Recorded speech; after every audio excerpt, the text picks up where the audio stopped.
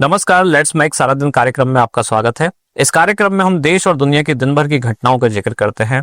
हमारे साथ चर्चा के लिए है वरिष्ठ पत्रकार और राजनीतिक विश्लेषक अनंत मिश्रा जी। अनंत जी, स्वागत है आपका। धन्यवाद। आज का हमारा मुद्दा है कि महाराष्ट्र की राजनीति में कुछ नया परिवर्तन देखने को मिल रहा है। अभी जैसे आपने देखा कि जो ठाकरे बंधु हैं, दोनों वापस साथ आ गए हैं। अब इन दोनों के वापस साथ आने से राजनीति पर क्या फर्क पड़ेगा, पहला मुद्दा तो हम ये देखेंगे। और साथ के साथ आजकल एक भाषा विवाद भी वहां उभरने लगा है। इन सब पर आपकी राय हम जानना चाहेंगे। सबसे पहले शुरुआत करते हैं कि दोनों ठाकरे बंधुओं के साथ आने से महाराष्ट्र की राजनीति में क्या परिवर्तन आएगा।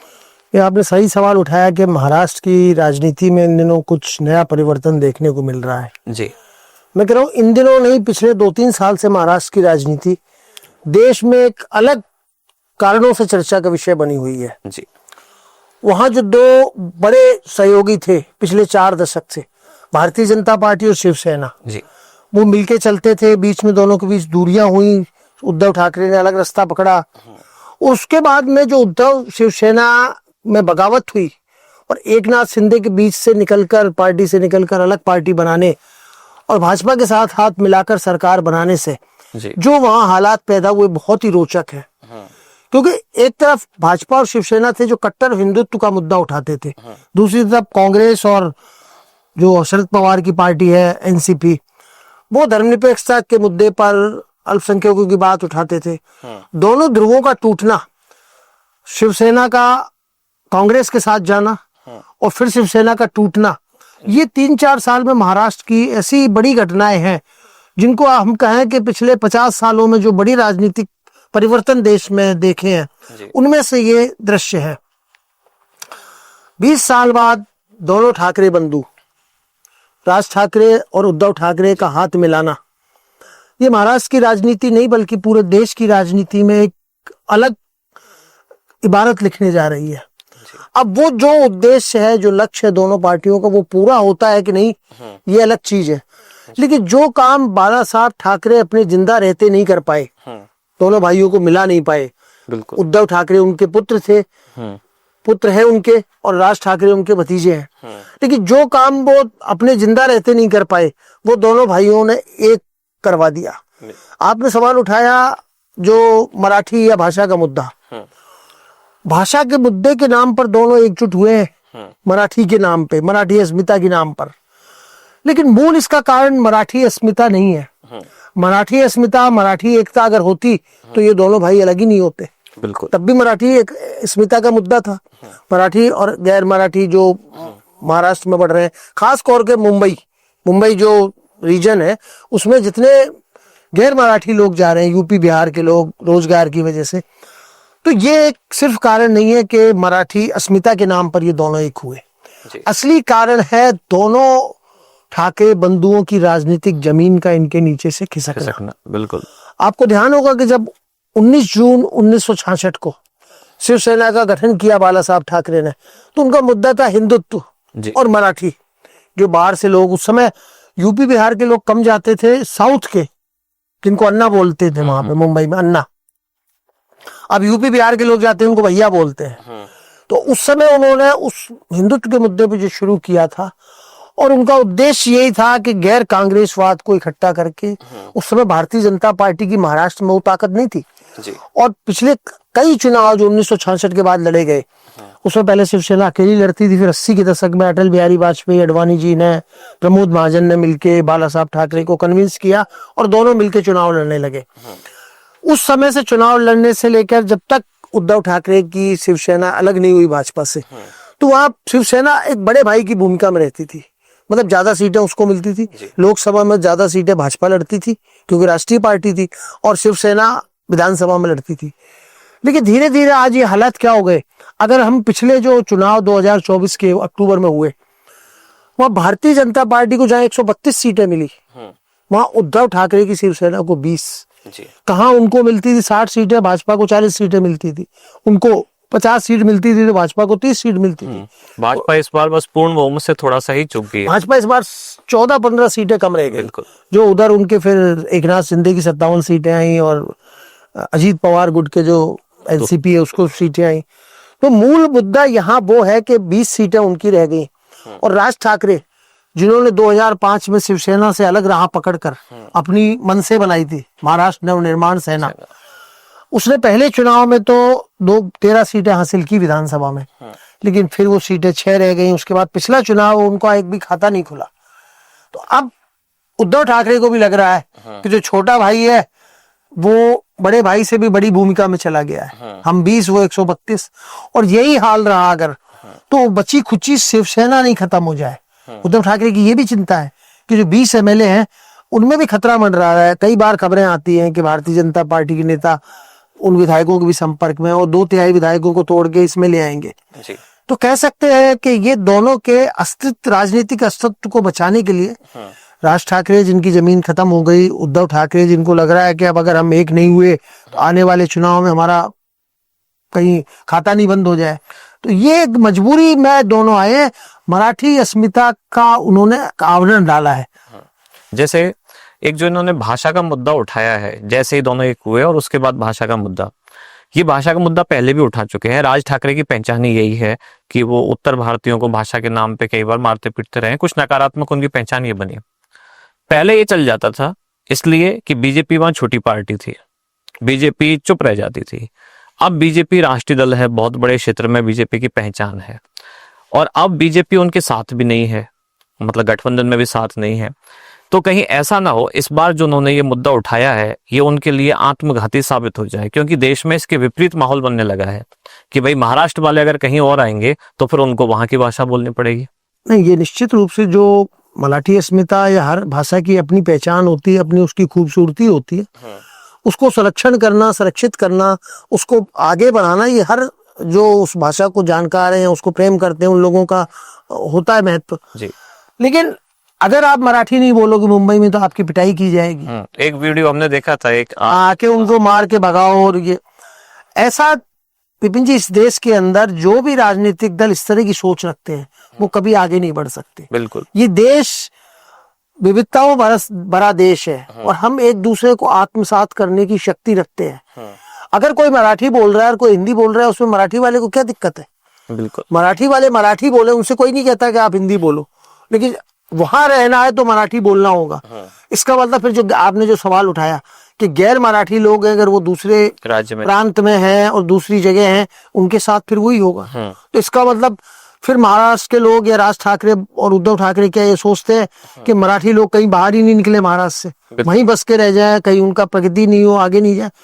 ये संभव नहीं है। और इस तरह के मुद्दे जिन भी राजनीतिक दलों ने, नेताओं ने पहले उठाए हैं भाषा के नाम पर या प्रांतवाद के नाम पर, वो कभी सफल नहीं हुए। ऐसा इसको एक धर्म का रंग भी दे दिया है। बीजेपी को एक मुद्दा मिल गया, और बीजेपी के ही एक शायद नेता ने ये बयान भी दिया कि आपने एक गरीब हिंदू को पकड़ के पीट दिया, कि उससे तो आप मराठी बुलवाना चाह रहे हैं, तो आप उनको, मुसलमानों को या बाकी धर्म के लोगों को पकड़ के क्यों नहीं, उनसे उर्दू की जगह क्यों नहीं मराठी बुलवाते? तो क्या बीजेपी ने ये धर्म वाला मुद्दा बना दिया है भाषा से इसको लेकर? नहीं, देखिए, बीजेपी अगर इसको धर्म का मुद्दा बनाती है तो जहां उनको वोट का फायदा दिखेगा जी, क्योंकि उद्धव ठाकरे, राज ठाकरे ने जो शुरुआत की वो भी वोट के लिए की। अगर इनकी जमीन नहीं खिसकती, जिस समय उद्धव ठाकरे मुख्यमंत्री थे उस समय उनको मराठी भाषा की अस्मिता याद क्यों नहीं आई? वो मुख्यमंत्री रहते, कर सकते थे कि भाई यहाँ हिंदी बोलने पे रोक रहेगी या हिंदी भाषी नहीं बोलेंगे, या आप दुकान के बाहर मराठी में भी बोर्ड लगाओ, वो कर सकते थे। लेकिन उस समय वो सत्ता में थे, उनको लगता था कि नहीं, मैं कांग्रेस के साथ मिलके लंबे समय तक महाराष्ट्र की राजनीति में राज करूंगा। लेकिन जब उनके लोग ही उनका साथ छोड़ के चले गए और शिवसेना में एकनाथ शिंदे का हाथ पकड़ लिया उन्होंने, तो उद्धव ठाकरे को लगा कि नहीं, अब अगर हम नहीं संभले या राज ठाकरे को हमने नहीं लिया, वरना उद्धव ठाकरे एक दौर में राज ठाकरे को कुछ समझते नहीं थे। अगर उनकी 70 सीटें आ रही है, राज ठाकरे की 2 सीटें आ रही हैं, तो क्यों समझेंगे? लेकिन आज दोनों की राजनीतिक जमीन लुट चुकी है, दोनों को अस्तित्व का संकट है। दोनों के सामने अपने राजनीतिक अस्तित्व को बचाने का संकट है जी। और वो कैसे बचाया जाए? तो शायद उनको लगा होगा कि मराठी अस्मिता का अगर हम नारा उछालते हैं तो सारे मराठी अगर एक हो जाएंगे, मैं कहता हूँ सारे मराठी अगर एक भी हो जाते हैं तो सारे वोट वो शिवसेना को नहीं जाएंगे। बिल्कुल, उसमें शरद पवार की जो एनसीपी है वहां भी जाएंगे, वो भी मराठवाद का मुद्दा उठाते हैं। कांग्रेस भी वहां लंबे समय तक शासन में रही है, कांग्रेस के पास भी मराठी वोट जाएगा। तो फिर गैर मराठी वोट, अगर शिवसेना को ये लगता है कि गैर मराठी वोटों के बिना भी हम जीत जाएंगे, तो ये सोचना किसी भी राजनीतिक दल के लिए, चाहे वो भारतीय जनता पार्टी हो, चाहे कांग्रेस हो, चाहे क्षेत्रीय दल हो, कि हम सिर्फ एक जाति, एक धर्म या एक भाषा बोलने वाले के नाम पर हम सत्ता में आएंगे। ये सोच गलत है। बिल्कुल उल्टा ऐसा लग रहा है कि शिवसेना एक के बाद एक गलतियां करती जा रही है। जैसा पहला तो उन्होंने, पहले शिवसेना मानी जाती थी हिंदुत्व के मुद्दे पर वो बीजेपी से भी बढ़ के प्रखर रहती थी। इस बार जब वो कांग्रेस के साथ गठबंधन में गई, एनसीपी के साथ गठबंधन में गई, तो उन्होंने अपनी वो छवि खो दी कि अब वो प्रखर हिंदुत्ववादी पार्टी नहीं रही और उनको जो हिंदुत्व के नाम पर वोट मिलते थे वो उन्होंने छवि खो दी। अब ऐसा ना हो कि कुछ समझदार या अपने आप में जो पढ़े लिखे टाइप के लोग हैं, जो बुद्धिशील हैं, वो कहीं भी शिवसेना से ना छिटक जाएं कि छोटे छोटे मुद्दों को लेके अपना आधार बनाते हैं। अभी भाषा को आधार बनाया है, जैसे शिवसेना खुद भी इस बात को डिफेंड नहीं कर पा रही है। बहुत सारे लोग ये कहते हैं कि आप अमिताभ बच्चन से क्यों नहीं मराठी बुलवाते हैं, सचिन तेंदुलकर से क्यों नहीं बुलवाते हैं, आमिर खान के घर आप क्यों जाते हैं, और पूरी हिंदी फिल्म इंडस्ट्री वहां है, सारी हिंदी में फिल्म बनती है, तो फिर आप बॉलीवुड को वहां से निकाल दो। केवल आप एक गरीब आदमी को, जो आपको लगता है इसको पकड़ के पीट सकते हैं, बस उससे ही मराठी बुलवाना चाहते हैं। तो इससे ये मैसेज जा रहा है कि शिवसेना धर्म के आधार पर पहला वोट बैंक खो चुकी है और अब कहीं कुछ जो इंटेलेक्चुअल लोग हैं वो भी शिवसेना को ना छोड़ दे। नहीं, ये जो आपने पहला सवाल किया कि भारतीय जनता पार्टी से कट्टर हिंदुत्व वाली पार्टी शिवसेना मानी जाती थी, बिल्कुल सम्राट बाला साहब ठाकरे खुल के कहते थे, वो कोई चीज छुपाते नहीं थे। और जब 90 के दशक में बाबरी ढांचे को ढाया गया अयोध्या में, और भारतीय जनता पार्टी के नेताओं पे, बहुत से लोगों पे, आरएसएस के लोगों पे मुकदमा चला विश्व हिंदू परिषद वाले में, तो एक बाला साहब ठाकरे थे जिन्होंने आके खुल के कहा कि बाबरी ढांचे को हमारे शिव सैनिकों ने ढाया है, मुझे गर्व है। उन्होंने उस चीज को छुपाया नहीं। बिल्कुल। और उनका जो वोट बैंक था वो इसी आधार पर उनसे जुड़ा था। जब कांग्रेस के साथ शिवसेना ने हाथ मिलाया बाला साहब ठाकरे के बाद, तो वो जो कट्टर हिंदुत्व समर्थक वोटर था शिवसेना का, उसको लगा कि आज जिनके खिलाफ हमने 40 साल संघर्ष किया है, आप उन्हीं से अगर हाथ मिला रहे हो, तो हमारी जो हिंदू राष्ट्र का मुद्दा है, हमारी हिंदू अस्मिता का मुद्दा है, उसका क्या होगा। तो वो वोट बैंक उनसे खिसका, और वो खिसकने का ही कारण था कि जो छोटे भाई की भूमिका में थी बीजेपी, वो बड़े भाई में आ गई और वो छोटे भाई में आ गई। और अब भी शिवसेना अगर ऐसे छोटे छोटे मुद्दों को, जो कि आज की राजनीति में, आज के दौर में कोई महत्व नहीं रखते, भाषा का विवाद, उनको लेकर अगर शिवसेना फिर आगे बढ़ना चाहती है, वो चाहे राज ठाकरे का साथ ले लें, चाहे किसी का भी ले लें, ठीक है, ऐसे मुद्दों को अगर वो अपना कोर मुद्दा बनाएगी तो शिवसेना निश्चित रूप से अपना प्रभाव खोएगी। और आपने जो कहा, कुछ पढ़े लिखे लोग या जो इस चीज को समझ रखते हैं कि नहीं ये मुद्दा गलत है, तो बचा खुचा वोट बैंक भी अगर उनके हाथ से निकल जाए तो आश्चर्य नहीं है। तो उनको लग ही रहा है कि हमारे पास वोट क्या बचा है, 20 सीटें, 288 में 20 सीटें होती हैं कि आप अगर विपक्ष की भूमिका में भी नहीं है आज वहां पे शिवसेना, अकेले शिवसेना हो तो उसको 29 सीटें चाहिए और 20 सीटें हैं, तो आज विपक्ष की भूमिका में नहीं है। तो जिसको कहते हैं ना कि विनाश काले विपरीत बुद्धि, उनको समझ में नहीं आ रहा है कि इस समय हमको किस तरह से अपने आप को पुनर्जीवित करना है, किस तरह अपने आप को संगठित करके अपने वोट बैंक को वापस लेना है। तो ये चीजें तो कांग्रेस के लिए और शिवसेना दोनों के लिए वहां नुकसानदायक रहेंगी। अब इन दोनों भाइयों का वापस एक होना, चचेरे भाइयों का वापस एक होना, कांग्रेस के लिए और समस्या खड़ी कर गया है। अब जब इन दोनों का ये आपस में हाथ मिलाना था, जब साथ आए, तो मंच पर बाकी लोग तो आए, बाकी पार्टियां तो आई, पर कांग्रेस गायब रही। कांग्रेस के सामने इन्होंने नया संकट खड़ा कर दिया। कांग्रेस सोच विचार में जाए ना जाए, क्या करें? आपको क्या लगता है कांग्रेस क्या सोच रही है? देखिए, हर राजनीतिक दल का कोई भी एजेंडा हो, जैसे शिवसेना का हिंदुत्व कट्टरवाद था, बाला साहब ठाकरे उसके प्रतीक समझे जाते थे। और शुरुआती दौर में शिवसेना में राज ठाकरे उनके स्वाभाविक उत्तराधिकारी थे। मतलब लोग मानते थे कि बाल ठाकरे के बाद राज ठाकरे इस पार्टी का नेतृत्व करेंगे। लेकिन जब उद्धव ठाकरे 2004 में, 2005 में, जब बाल ठाकरे ने शिवसेना की कमान कार्यकारी अध्यक्ष रूप में राज ठाकरे की बजाय उद्धव ठाकरे को सौंप दी, तो राज ठाकरे को लगा कि नहीं, मैंने जो काम किया कुछ नहीं, ये तो पुत्र मोह में इन्होंने सौंप दी। उसके बाद उन्होंने अपनी अलग राह पकड़ी राज ठाकरे ने, ये सोच करके जो कट्टर हिंदुत्ववादी जो तबका है वो मेरे साथ आएगा। और शुरुआती दौर में उनको इसकी सफलता मिली भी। लेकिन उद्धव ठाकरे के मुकाबले राज ठाकरे कट्टर हिंदुत्ववादी सोच के माने जाते थे। कांग्रेस की दिक्कत यही है। कांग्रेस जो उस दिन दोनों भाइयों के समागम में अनुपस्थित रही, उद्धव ठाकरे फिर भी सॉफ्ट हिंदुत्व के प्रतीक माने जाते थे। उनके साथ हाथ मिलाने में कांग्रेस को दिक्कत इसलिए नहीं हुई कि उसको लगा कि अपना वोट बैंक प्लस शिवसेना का जो वोट बैंक है वो दोनों मिलके हम सत्ता में आ जाएंगे। जी दोनों मिलके आए भी सत्ता में। जी हाँ, ये बात अलग है कि उद्धव ठाकरे उस समय भाजपा के साथ मिलकर लड़े थे, लेकिन बाद में उन्होंने कांग्रेस से हाथ मिलाया। लेकिन राज ठाकरे के जो भाषण हैं, जो बयान हैं, जो आग लगाऊ भाषण वो देते थे, बिल्कुल उकसाने वाले भाषण, वो महाराष्ट्र के लोगों को अभी भी याद है। और कांग्रेस शायद इस दिशा में ठीक कदम कर रही है। अगर कांग्रेस राज ठाकरे के साथ भी हाथ मिला लेती है तो उसका जो अल्पसंख्यक वोट है, जो मेजॉरिटी में उसको मिलता है, आज भी अल्पसंख्यक वोट वहां उद्धव ठाकरे को नहीं मिलता, कुछ शरद पवार को मिलता होगा, लेकिन 70% जो अल्पसंख्यक वोट है वो आज भी महाराष्ट्र में कांग्रेस के खाते में जाता है। लेकिन राज ठाकरे के हाथ मिलाने से वो वोट बैंक कहीं खिसक के शरद पवार के पास नहीं चला जाए, वो कहीं ओवैसी की पार्टी AIMI के पास नहीं चला जाए। इस चिंता में कांग्रेस में भी दो धड़े हैं इसमें। एक चाहता है कि नहीं, अगर राज ठाकरे आ रहे हैं तो हमको मिलना चाहिए, हमारा उद्देश्य है भाजपा को रोकना, हम जब एक होंगे तब भाजपा को रोकेंगे। लेकिन दूसरा धड़ा जो दूसरी दूरगामी सोच रखता है, उसका मानना है कि जो राज ठाकरे ने हमारे लिए इतना कहा, या हिंदुत्व के कट्टर हिंदुत्व के लिए इतना कहा, अल्पसंख्यकों के विरोध में इतना कहा, तो उसके साथ अगर हम हाथ मिलाएंगे तो अपना कोर वोटर है, जो कोर मराठी वोटर तो हम खो चुके, इस कारण हमारी ये हालत हो गई। और अब अगर अल्पसंख्यक वोट भी हमारे झोली से निकल गया तो हम कहीं के नहीं रहेंगे। तो कांग्रेस इस समय असमंजस में है, और उनकी तरफ से बयान भी आया है कि जो BMC के चुनाव है, मुंबई, वहाँ BMC बोलते हैं भी उसको, मुंबई महानगर जो नगर निगम है, उसके जो चुनाव कांग्रेस अकेले लड़ेगी। तो आने वाले जो दिन है, वहाँ सुप्रीम कोर्ट अभी कह चुका है पिछले दिनों कि वहाँ जल्दी से जल्दी चुनाव होने चाहिए। वो चुनाव जो वहाँ पे 2022-23 में हो जाने चाहिए थे, 2 साल लेट हो गए।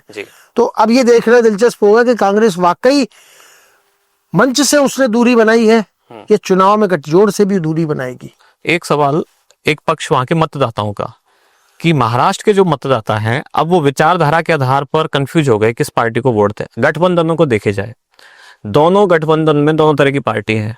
इधर जिसमें BJP सबसे बड़ी है, उसमें अब शिवसेना भी है शिंदे वाली, उसमें NCP भी है अजित पवार वाली, और उधर जो गठबंधन है उसमें भी शिवसेना है, उसमें भी NCP है, और उसमें कांग्रेस है। यानी अब विचारधारा का कोई अंतर नहीं है, दोनों में दोनों दल है। अब वैसा वोटर जो विचारधारा देख के वोट देता था, जैसे मान लो NCP वाले अगर BJP और शिवसेना को पसंद नहीं करते थे, अब वो अजित पवार इधर आ गए, और उधर कांग्रेस भी है, उधर उद्धव ठाकरे भी है। अब वो वोटर किधर जाए जो विचारधारा के आधार पे वोट देता था? नहीं, ये तो अभी आपने जो सवाल किया, इसका जवाब हमको 2024 के जो विधानसभा चुनाव उसके नतीजों से मिल गया जी। अजीत पवार जो शरद पवार के भतीजे हैं, और राज ठाकरे जैसे बाल ठाकरे के भतीजे थे, वहां भी अजीत पवार का जो अपने चाचा से अलग होना, उसका मूल कारण विचारधारा में मतभेद नहीं है। वहां मूल कारण है कि शरद पवार अपनी पुत्री सुप्रिया सुले को ज्यादा महत्व दे रहे हैं। उनको लगता है कि शरद पवार के बाद सुप्रिया सुले इस पार्टी की होंगी, जैसे उद्धव ठाकरे हुए। तो संघर्ष मैंने किया चाचा के साथ मिलके, और अब सुप्रिया सुले को आगे कर रहे हैं, तो वो भी अलग हो गए। तो पिछले जो विधानसभा चुनाव है उसमें शिवसेना असली कौन है, जनता ने कहा एकनाथ शिंदे की जो शिवसेना है वो असली है, वोट भी मिले उसको और सीटें भी मिली। इसी तरह असली NCP कौन है, शरद पवार या अजीत पवार की पार्टी, उसमें अजीत पवार को दिया। तो वो जो अजीत पवार या जो शरद पवार का वोटर है, वो BJP के साथ जाने में उसको नाराजगी नहीं हुई, उसने फिर भी वोट दिया कि भले ये BJP के साथ है। लेकिन उसमें दो चीजें है ना, कि आप मूल में अगर इसके जाएंगे तो शरद पवार ने कांग्रेस के नेता थे, शरद पवार कांग्रेस के पार्टी से वो मुख्यमंत्री बने, लेकिन सबसे पहले उन्होंने सोनिया गांधी के विदेशी मूल का मुद्दा उठाते हुए पार्टी छोड़ी थी। बिल्कुल। तो शरद पवार मूल तो रूप से कांग्रेस के थे, लेकिन बाद में कांग्रेस विरोधी हो गए। भाजपा से भी ज्यादा उन्होंने विदेशी मूल का मुद्दा उठाया और पार्टी छोड़ी। तो वो जो उसका मूल वोटर है, जो शरद पवार की नीतियों या उसकी विचारधारा के बजाय शरद पवार को नेता मानता है। शरद पवार की अपनी कोई इंडिविजुअल विचारधारा नहीं है, जैसे भाजपा की हिंदुत्व की विचारधारा है, किसी की समाजवादी होती है, किसी की वामपंथी विचारधारा होती है। शरद पवार की कोई विचारधारा नहीं है, वो विदेशी मूल के मुद्दे पर पार्टी छोड़ के गए थे। और अब जब उनकी पार्टी में विभाजन हुआ तो असली NCP कौन, अजीत पवार, लोगों ने चुना उसको। सुप्रीम कोर्ट ने क्या आदेश दिया, चुनाव आयोग ने क्या दिया, वो छोड़ दो, लोकतंत्र में लोग किसको पसंद करते हैं। तो ये शरद पवार के सामने भी अब सवाल है कि क्या अगले जो चुनाव होंगे म्यूनिसिपैलिटी के, नगर निगम के, उनमें वहां का मतदाता अगर शरद पवार की पार्टी को, बच्ची कुची को भी खत्म कर देता है, पूरी तरह अजीत पवार के साथ हो जाता है, उनका अस्तित्व खत्म, और उधर शिवसेना उद्धव ठाकरे का अस्तित्व पहले ही दांव पे लगा हुआ है, और अगले आने वाले चुनाव में अगर वो और कमजोर होता है तो वो स्थिति होगी जो अकाली दल की हुई पंजाब में। अब एक यक्ष प्रश्न ये है कि अब ये दोनों भाई साथ तो आ गए हैं, पर अगर मान लो कल को इनकी पार्टी सत्ता में आती है या मुख्य विपक्ष की भूमिका में भी आती है, तो इन दोनों में से नेता कौन होगा? यही अच्छी यक्ष प्रश्न का अगर सवाल 20 साल पहले मिल गया होता तो शायद दोनों भाई अलग नहीं होते जी। स्वाभाविक रूप से अगर राज ठाकरे को उस समय बाल ठाकरे ने अपना उत्तराधिकारी घोषित कर दिया होता और उद्धव ठाकरे को पर्दे के पीछे से काम करने दिया होता तो शायद ये दिक्कत नहीं आती।